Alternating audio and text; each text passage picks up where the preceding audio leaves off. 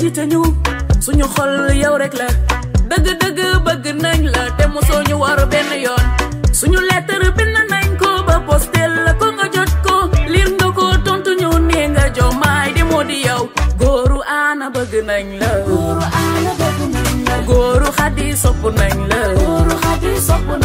détenu yi sargal nañ la amul lu ñuy tere ñu bëgg la ba tëj ñu ci kaso bi bëgg nañ la Sénégal gisul dara Sonko rek li ma ci mën a wax bëri na si lu baax bon xanaa damay commencer rek par benn anecdote ba ñun depuis ba ñu nekk université d'ailleurs foofu la ñu xamante sax mës naa fayeeku sama bourse génne 5000 francs si bourse bi 30 000 ma dugal ko sama poche affaire yi daal di wadd ba mu waddee Diarra Sow mii moom moo ko for ba mu ko foree nag def affiche ma ñëw mu jox foofu la suñu xamante ba ñu xamante ba léegi nag lenn laa gis si moom mooy du nit ki nga xam te ne day changé fonk na ay relation te en plus itamit fonk na nit ba ñu dajee nag demee dox àdduna di dox ba ñëwee ba 2018 ñu daje si terrain politique ñu bokk Pastef ba ñu bokkee Pastef mu doon jigéen bu engagé am pas-pas lool nekk une femme battante là ñu ànd bu rafet au niveau de Diamaguène fii nii ñu ànd kaag waa Diamaguène yëpp travaillé ndoo ba yàlla def tey jii nii sunu borom dogal Pastef nekk au pouvoir kon nag mu doon ki nga xamante ne vraiment dañ koy ñaanal lii nga xamante ni le président de la République dénk na ko muy responsabilité bu am bi nga xamante ne am na solo lool sunu borom kàttanal ko ba lépp mu matali ko ba défi yi nga xamante ne moom la ñuy xaar si moom incha allahu rabi mu matal ko ba mu mat sëkk te am nañ si yaakaar loolu ndaxte doon na ki nga xamante ni pratiquer nañ ko xam nañ ni elle est très engagée te femme de défi la. tey nag dañu ñëw si bés boo xam ne mën nañu wax bésu mbégte la waaye bésu nattu la.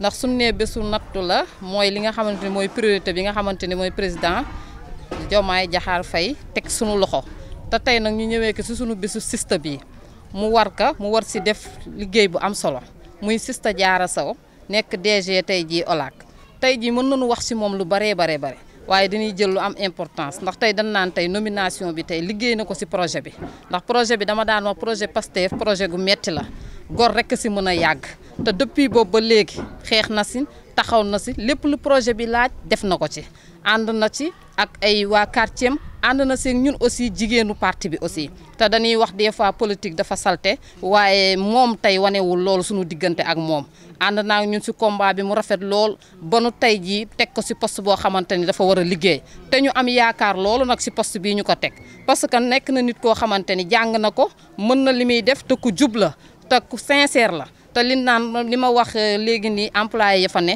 man leen am ngeen DG bu baax bu gëm liggéey ànd leen ak moom ngeen liggéey ndax leen lépp rek mooy lan mooy réew mi moo nu tax a jóg li président Diomaye wax jubal jubbanti te si loolu la patriote yi nekk te si loolu tamit la tey DG madame Diarra Sow mii nekk te si lay taxaw incha allah mu nekk daal li ma mën a wax rek mooy ku baax ku am yitte ku mën li muy def ku patriotisme ñor torop koo xam ne jàmbaar la ci parti bi li ñu koy ñaanal mooy yan bi yàlla na woyof. man la seen mbokk patriote seen frère patriote Abdou Khadre Fall bokk Pastef Allemagne bokk Pastef Allemagne ak Pastef Saint-Louis en plus Pastef Diamaguène li tax ma jël chronologie boobu sax parce que c'est juste pour me montrer sama bokk ni ma duggee Pastef Allemagne laa duggee Pastef en 2018 donc 2017 déjà j'étais sympathisant. Voilà yàlla def nag ma ñëw Saint-Louis en tant que patriote aussi ma waroon eggalee liggéey bi ñu commencé woon fële en Allemagne bi ma ñëwee aussi yàlla def ma nekk Diamaguène fekk fi ay nit yu dynamique à l'occurrence Tafa Gueye ak Diarra Sow ñu nekkoon fii ak ñeneen également ñoom Aline Badara di dugg ci di liggéey ci Pastef donc ma ñëw ma bàyyi ñu tette ma ci biir Pastef parce que li tax ma préciser loolu également ñu bari dañ foog ni dama ñëw encadré leen maa leen uuf wala leen ndekk day man samay rakk ñoo ma uuf ñu àndandoo di liggéey ci Pastef ñoom Diarra Sow et autres là ñu fekk ma ñu ci liggéey ma créé cellule aussi ici nekk ak ñoom te bi ma ñëwee aussi ñu jàngal ma lu bare ci politique gu Sénégal parce que man dama yàgg àll def naa fa 25 ans Sénégal parce que daanaka mosuma ci politique donc lépp lu ma def fii ci politique presque ñoom ñoo ma wan yoon bi donc tey ñu def ko ci anam bu rafet man aussi ma gis ci njëriñ te mu jàppale ma tamit pour ma gën a jàppale ci li nga xam ne moom laa bëgg muy le parti Pastef voilà. léegi pour ñëw ci bis bi nga xam ne mooy bisu Diarra Sow ñu war a wax ci Diarra Sow parce que moom moo waral bis bi donc mu nekk loo xam ni daf ko mérité parce que da ko mérité d'une part parce que moo jàngi woon école dafa mérité parce que ay waajuram ñoo ko yar ci yoon bu baax mu dugg ci politique fekk ci ay rakkam ak ay magam ñu ko jàppale aussi mu doon xëy na mérite côté boobu côté politique bi voilà. léegi nag témoignage bi may def ci moom mooy xam naa ni ku ñeme woon guddee réunion la ku ñeme activité politique la. ku ñemee aussi am fit ci li muy def la te aussi xam-xamam leer am ay idées yu rafet a rafet te aussi ku boot ay rakam la en l'occurrence lu ma gis ngeen seede ka ak ñi ma taxawal ñii ñëpp voilà. beneen message bi may lancé nag je le lance à tous les patriotes man képp nga xam ne patriote la dama lay bëgg dama lay fonk ñi nekk fii ñëpp ñii samay rak lañ ñii samay mag lañu maa ngi Pastef donc comme niñ koy waxee rek Pastef moom foo bokk rek mën nga liggéey foo nekk ci àdduna bi mën nga liggéey fii laa commencé woon kii bi liggéey bi ak ñoom bon Allemagne laa commencé woon ñëw am fi lu ma ci defaat fii présidentielle fekk ma en Allemagne également ñu yàlla may ñu ci ndam loolu moo indi tey jii Diarra Sow ñu fal ko fi ñu ko fal nii te mu nekk nit koo xam ne aussi yam na seen kër toog na ci ay waajuram xam nañ ñu muy liggéeyandool politique bu génnee tamit seen xel dina dal te lu seede boobu noonu ku am loolu aussi.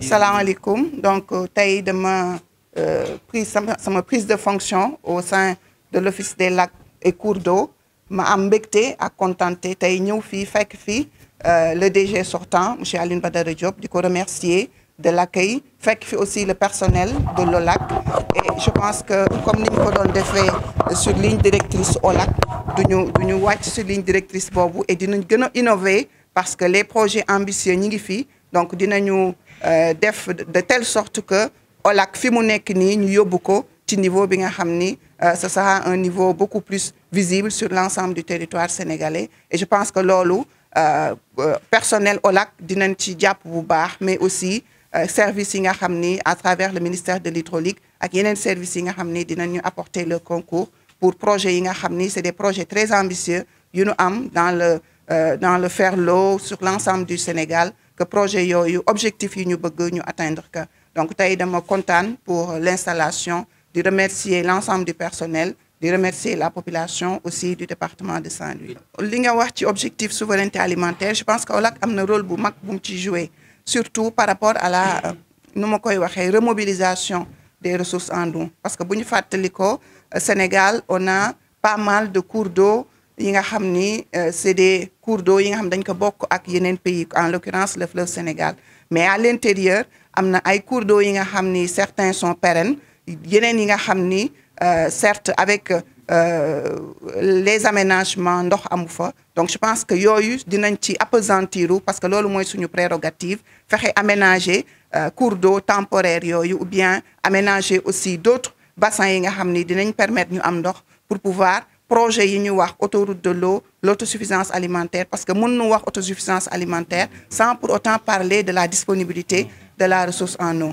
te ndox am nañ ko ce qui pose problème c'est surtout des politiques qui peuvent l'accompagner et je pense que politique yooyu ñi ngi fii avec la vision de l'OLAC on va essayer jël politique yooyu innover apporter notre tout et je pense que loolu bu ñu ko defee objectif bi dinañ ko autosuffisance alimentaire en concours ak institution yëpp sur le secteur de l'eau.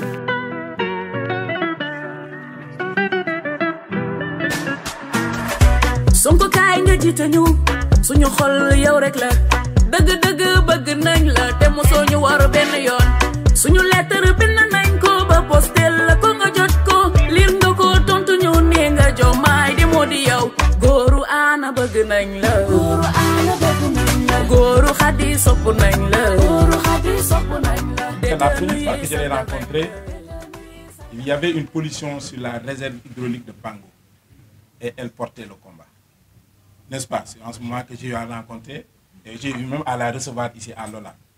Donc c'est pour vous dire que c'est une personne qui est engagée pour la gestion intégrée des ressources. Le Tout-Puissant, par le biais de son Excellence le Président Bassirou Diomaye Diakhar Faye, vous donne l'opportunité de vivre votre passion. Vivez-le avec une forte ambition et un grand talent. Je n'ai pas de doute qu'avec votre engagement, vos connaissances et votre détermination, vous allez réussir votre mission. Vous me permettez de terminer en remerciant tout le monde. D'abord, monsieur le PCA, je vous remercie fortement pour votre accompagnement. Hier, je m'inquiétais même en faisant un mail en disant est-ce que vous allez venir? Parce que quitter Matam pour être là pour présider cette réunion montre de tout votre engagement, d'abord à mon égard, mais aussi à l'égard de tout l'OLAC. Remercier la DGPR. Vous savez, nos ministères sont organisés sous forme de programme. Le programme dans lequel est situé l'OLAC est dirigé par M. Nyokhondou. Mais il nous a toujours accompagnés dans toutes nos demandes et nos arguments pour faire avancer le secteur. Remercier fortement le doyen DG de la CER. Ça, vraiment, pour le saluer. Parce que je sais qu'il est venu doublement pour moi, mais aussi pour sa nièce. D'accord, donc vraiment, on le remercie fortement. Remercier les doyens qui sont là. Mais j'avais dit, je me citer non. Donc, voilà, je vais citer du mat.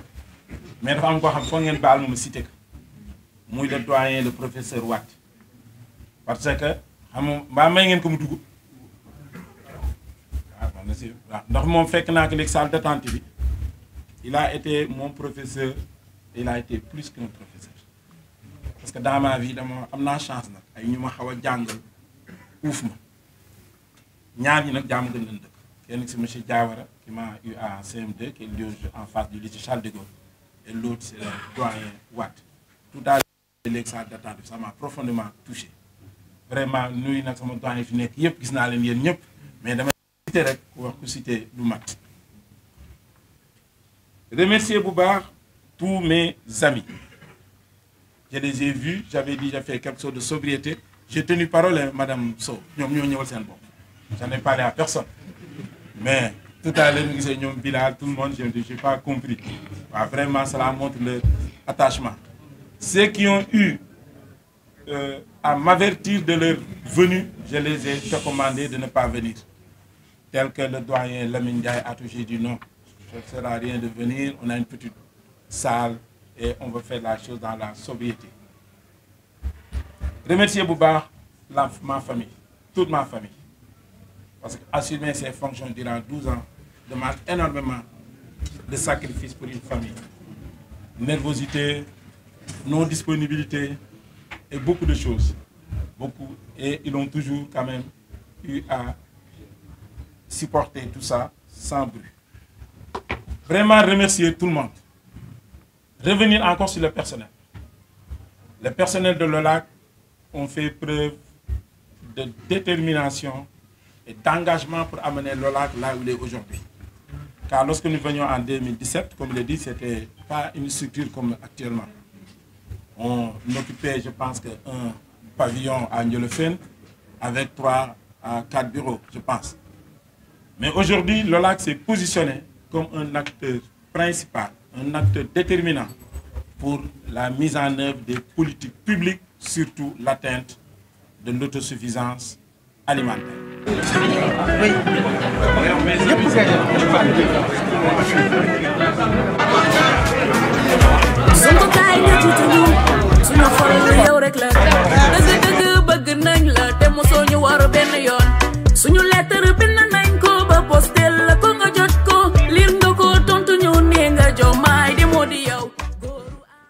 Monsieur le Président du Conseil d'administration, Monsieur le Directeur général, Messieurs les administrateurs, Messieurs les partenaires techniques et financiers, Messieurs les conseillers techniques, directeurs et agents de l'Office, autorités administratives, politiques, religieuses et coutumières de Saint-Louis, population de la commune et du département de Saint-Louis, chers invités. Permettez-moi, à l'entame de mes propos, de rendre grâce à Allah, le Tout-Puissant, et prier sur le prophète, paix et salut sur lui. Mes salutations respectueuses et remerciements infinis pour mes chers parents qui n'ont ménagé aucun effort pour mon encadrement, mon éducation et ma protection. Monsieur le Président du Conseil d'administration, par décret en date du 15 mai 2024, le Président de la République, son Excellence, M. Bassirou Diomaye Diakhar Faye, en vertu de ses pouvoirs qui lui sont conférés par la Constitution, m'a nommé, moi, Mme Diarra Sow, directrice générale de l'Office des lacs et cours d'eau, en remplacement à M. Aline Badara Diop. Je voudrais exprimer au chef de l'État mes sincères remerciements et ma très forte gratitude pour cette confiance placée en ma modeste personne. J'associe ces remerciements et reconnaissance à Monsieur le Premier ministre, le Président Ousmane Sonko, président du Parti patriote africain du Sénégal pour le travail, l'éthique et la fraternité PASTEF, ainsi que le ministre de l'Eau et de l'Assainissement, M. Cheikh Tidiane Dièye.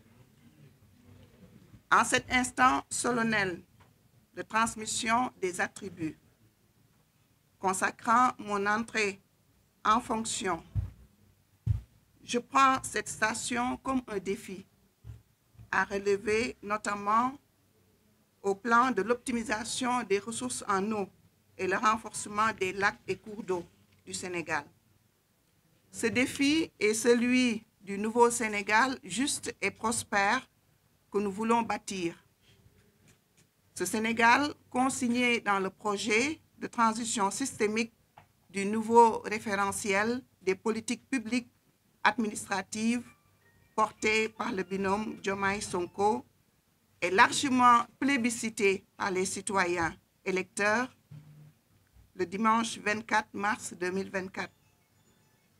Le don de soi pour la patrie en bandoulière. Je ne ménagerai aucun effort pour mériter cette confiance en accomplissant convenablement les devoirs de la charge de directeur général de l'Office des lacs et cours d'eau.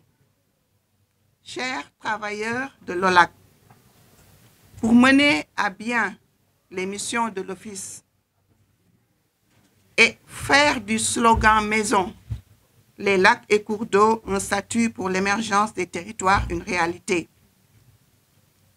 Des acquis seront consolidés.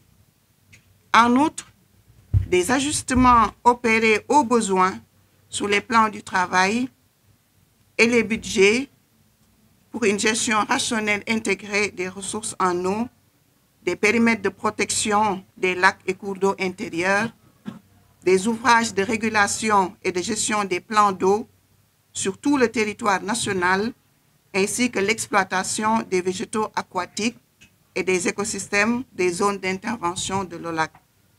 C'est pourquoi j'invite solennellement tout le personnel au sursaut patriotique pour l'amour du travail bien fait.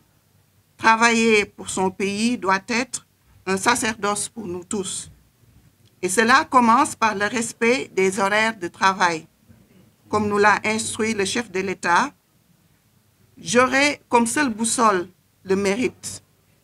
Mes portes seront ouvertes à tous les partenaires sociaux et agents de l'Office pour toute contribution constructive en vue de la réalisation de notre cœur de métier.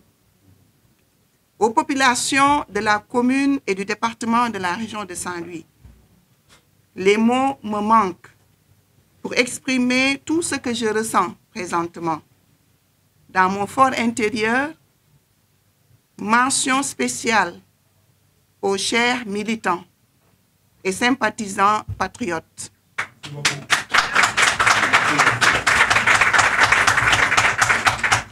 Je ne peux vous dire combien je vous suis profondément reconnaissante pour votre engagement bénévole à notre côté, vos encouragements et ferventes prières. Je suis très fière de vous, Djeredjef. À mon prédécesseur, mon frère et ami, Aline Badara Diop, je vous souhaite le meilleur. L'adversité politique ne signifie en rien animosité. Heureusement que les hommes et femmes politiques de la ville tricentenaire d'Arguet l'ont très tôt compris, aidés en cela par leurs aînés en politique et leur éducation de base.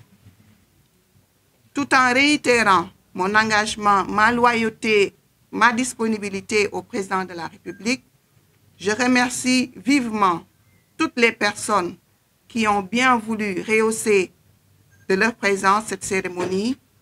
Je remercie également mes anciens qui m'ont formé dans le secteur de l'eau, en l'occurrence M. Aboubakri Sow, DG de la SAED, M. Boubacar Sy, qui était le DG de la Sodagri, actuellement à la retraite, M. Sidi Fall, actuellement ici, directeur des infrastructures hydrauliques de l'OLAC, et M. Djibissal, qui est au niveau de la SAED. Donc, je ne pourrais terminer sans remercier ces hommes du Sérail qui ont participé à ma formation, qui ont participé surtout aux connaissances que j'ai pu acquises sur la gestion intégrée des ressources en eau. Donc, je vous remercie et je suis très contente de votre présence. Je remercie aussi mes parents, comme je l'ai dit au début, mon papa qui est là, et mon oncle, et toute ma famille, tous mes frères et sœurs, et à tous les patriotes de Saint-Louis, tout le personnel de l'OLAC. Merci beaucoup. Je vous remercie pour votre attention.